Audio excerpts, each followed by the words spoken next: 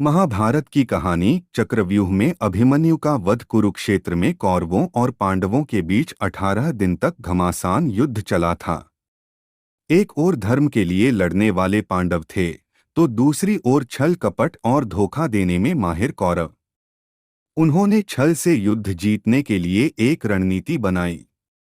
उनकी योजना थी कि वो अर्जुन को युद्ध में उलझाकर चारों भाइयों से दूर ले जाएंगे और फिर युधिष्ठिर को बंदी।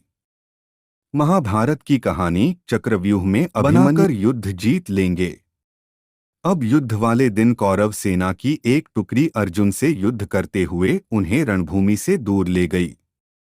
वहीं गुरु द्रोणाचार्य ने युधिष्ठिर को बंदी बनाने के लिए चक्रव्यूह की रचना की, जबकि पांडवों में सिर्फ अर्जुन को पता था कि चक्रव्यूह को कैसे तोड़ना है। अर्जुन के दूर जाते ही गुरु द्रोणाचार्य ने पांडवों को ललकारते हुए कहा कि या तो युद्ध लड़ो या फिर हार मान लो। युद्ध के नियम के अनुसार युद्ध लड़ना जरूरी था। यदि युद्ध न करते तो भी हार जाते और युद्ध करते तो भी हार निश्चित थी। अब धर्मराज युधिष्ठिर को कुछ सूझ नहीं रहा था कि क्या करें और क्या न करें। उसी समय धर्मराज युधिष्ठिर के सामने एक युवक खड़ा हुआ और कहा, काकाश्री, मुझे चक्रव्यूह को तोड़ने और युद्ध करने का आशीर्वाद दीजिए। यह युवक कोई और नहीं बल्कि अर्जुन का पुत्र अभिमन्यु था। अभिमन्यु अभी मात्र 16 वर्ष का ही था, लेकिन सभी जानते थे कि वह युद्ध कौशल में अपने पिता के जैसा ही निपुण है। युधिष्ठिर ने अभिमन्यु को मना किया, लेकिन अभिमन्यु नहीं माना और उसने कहा, मुझे चक्रव्यूह तोड़ना आता है। जब मैं अपनी मां के गर्भ में था तो पिता ने मां को चक्रव्यूह तोड़ने का तरीका बताया था। बस तभी मैंने इसे सीख लिया था। मैं आगे रहूंगा और आप सब मेरे पीछे पीछे आइए। हार मानकर युधिष्ठिर ने अभिमन्यु की बात मान ली और सभी युद्ध के लिए तैयार हो गए। सबसे आगे अभिमन्यु था और बाकी सब उसके पीछे। अभिमन्यु को रणक्षेत्र में देखकर कौरव मजाक उड़ाने लगे कि यह छोटा बालक क्या युद्ध करेगा, लेकिन जब उन्होंने अभिमन्यु के युद्ध कौशल को देखा तो उनके पसीने छूट गए। आगे बढ़ते हुए अभिमन्यु ने दुर्योधन के पुत्र लक्ष्मण का मार गिराया और चक्रव्यूह में प्रवेश कर गया। उसके चक्रव्यूह में प्रवेश करते ही सिंधु के राजा जयद्रथ ने चक्रव्यूह का द्वार बंद कर दिया ताकि चारों भाई चक्रव्यूह में प्रवेश न कर पाएं। अभिमन्यु आगे बढ़ता जा रहा था। उसने एक एक करके सभी योद्धाओं का हरा दिया, जिनमें स्वयं दुर्योधन, कर्ण और गुरु द्रोण भी शामिल थे। किसी को कोई उपाय समझ नहीं आ रहा था। तभी कौरवों के सभी महारथियों ने एक साथ मिलकर अभिमन्यु पर हमला कर दिया। किसी ने उसका धनुष तोड़ दिया तो किसी ने रथ।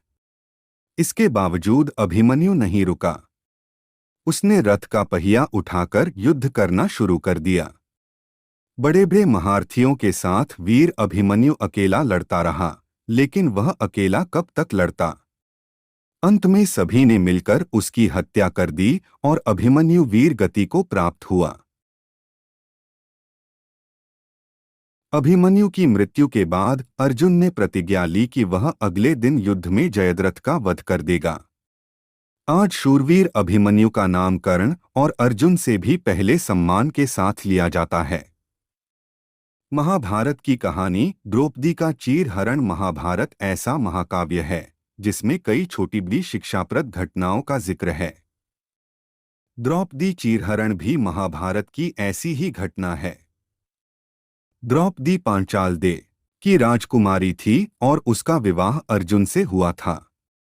अर्जुन ने द्रौपदी के स्वयंवर में मछली की आंख में निशाना साधकर उससे विवाह किया था, लेकिन माता कुंती के अनजाने में दिए एक आदेश से द्रौपदी पांडवों यानी पांचों भाइयों की पत्नी बन गई। एक बार की बात है जब पांचों भाइयों में सबसे बड़े युधिष्ठिर इंद्रप्रस्थ नगर पर राज कर रहे थे।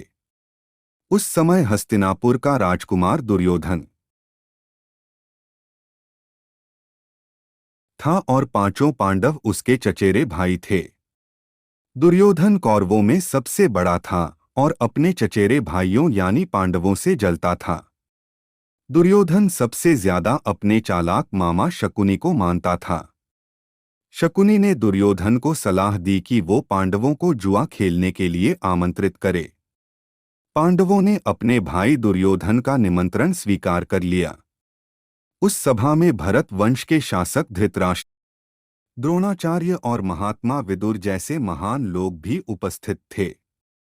शकुनी मामा ने छल कपट से पांडवों को हराना शुरू किया। इस खेल में पांडव अपना राज्य हार गए। धर्मराज युधिष्ठिर ने स्वयं और अपने चारों भाइयों को भी दांव पर लगाया और हार गए। अंत में जब दांव पर लगाने के लिए उनके पास कुछ नहीं बचा तो उन्होंने अपनी पत्नी द्रौपदी को दांव पर लगा दिया। दुर्योधन तो जैसे इसी पल का इंतजार कर रहा था। शकुनी मामा की मदद से उसने जुए में द्रौपदी को भी जीत लिया। द्रौपदी को जीतने के बाद दुर्योधन ने अपने भाई दुशासन को आदेश दिया कि वो द्रौपदी को भरी सभा में बाल पकड़कर और घसीटते हुए लेकर आए। भाई से आज्ञा मिलते ही दुशासन द्रौपदी के कक्ष में गया और उसे सभा में चलने को कहा। रानी द्रौपदी बहुत ही स्वाभिमानी और पतिव्रता स्त्री थीं, के साथ चलने से मना कर दिया। दुशासन ने गुस्से में आकर द्रौपदी के बाल पकड़ लिए और उसे खींचते हुए भरी सभा में लाकर खड़ा कर दिया। दुर्योधन ने दुशासन को आज्ञा दी कि वो द्रौपदी को भरी सभा में निर्वस्त्र कर दे। दुशासन ने जैसे ही द्रौपदी के वस्त्र को हाथ लगाया, द्रौपदी ने श्रीकृष्ण को मदद के लिए पुकारा। श्रीकृष्ण अपने भक्तों को कभी नाराज नहीं करते। कृष्ण ने जब द्रौपदी की करुण पुकार सुनी तो उन्होंने द्रौपदी की साड़ी को बढ़ाना शुरू कर दिया। दुशासन द्रौपदी का चीर खींचता रहा, लेकिन वो जितना खींचता वस्त्र उतना बढ़ता जाता। अंत में दुशासन थक कर हार गया, किंतु द्रौपदी का वस्त्र हरण नहीं कर सका। ऐसा कहा जाता है महाभारत युद्ध के पीछे सबसे बड़ा कारण द्रौपदी चीरहरण ही था। परशुराम ने कर्ण को श्राप दिया। योद्धा में से एक थे, लेकिन उनको मिला श्राप उनकी मौत का कारण बन गया। कर्ण को उनके जीवन काल में 2 श्राप मिले थे। उन्हें पहला श्राप उनके गुरु भगवान परशुराम ने दिया था, जबकि दूसरा श्राप एक ब्राह्मण ने दिया था। कर्ण को बचपन से ही धनुर्धर बनने की चाहता थी, लेकिन सूत पुत्र होने के कारण कोई उन्हें शिक्षा नहीं देता था। जब वह धनुर्विद्या सीखने के लिए गुरु द्रोणाचार्य के पास जाते हैं तो वह भी कर्ण के सूत पुत्र होने के कारण उसे धनुर्विद्या देने से मना कर देते हैं। इससे कर्ण निराश होकर भगवान परशुराम के पास पहुंच जाते हैं, लेकिन भगवान परशुराम भी सिर्फ ब्राह्मणों को ही विद्या देते थे। अब कर्ण किसी भी तरह से धनुर्विद्या सीखना चाहता था, तो वह भगवान परशुराम से झूठ बोलता है कि वह ब्राह्मण है। भगवान परशुराम भी कर्ण को ब्राह्मण समझकर उसे शिक्षा देने लगते हैं। जब कर्ण की शिक्षा खत्म होने वाली होती है, तब एक दिन उनके गुरु भगवान परशुराम दोपहर के समय कर्ण की जंघा पर सिर रखकर आराम कर रहे होते हैं। थोड़े समय बाद वहां एक बिच्छू आता है जो कर्ण के जंघा पर काट लेता है। अब कर्ण सोचता है कि अगर वह हिला या बिच्छू को हटाने की कोशिश की तो गुरु परशुराम की नींद टूट जाएगी। इसलिए वह बिच्छू को हटाने के बजाय उसे डंक मारने देता है। कर्ण काफी समय तक बिच्छू के डंक से होने वाले दर्द को सहता रहता है। फिर जब कुछ समय बाद गुरु परशुराम नींद से उठते हैं तो वह देखते हैं कि कर्ण के जांघ से खून बह रहा है। यह देखकर भगवान परशुराम गुस्से में कहते हैं, इतनी सहनशीलता सिर्फ किसी क्षत्रिय में ही हो सकती है। तुमने मुझसे झूठ बोलकर ज्ञान हासिल किया है। देता हूं कि जब भी तुम्हें मेरी दी हुई विद्या की सबसे ज्यादा जरूरत होगी, उस समय वह काम नहीं आएगी। इससे निराश होकर कर्ण अपने गुरु से कहता है कि वह स्वयं नहीं जानता कि वह किस वंश और कुल का है। ऐसे में वह सारी बातें अपने गुरु परशुराम को बताते हैं। यह जानने के बाद भगवान परशुराम को श्राप देने पर पछतावा होता है, लेकिन दिया हुआ श्राप वापस नहीं लिया जा सकता था। इसलिए वह अपना विजय धनुष कर्ण को वरदान के रूप में देते हैं। इसके बाद कर्ण भगवान परशुराम के आश्रम से विदा लेते हैं। इस घटना के कुछ वर्षों बाद एक दिन कर्ण जंगल में किसी अत्याचारी राक्षस का पीछे रहे होते हैं। वह राक्षस को निशाना बनाते हुए उसे मारने के लिए बाण चलाते हैं,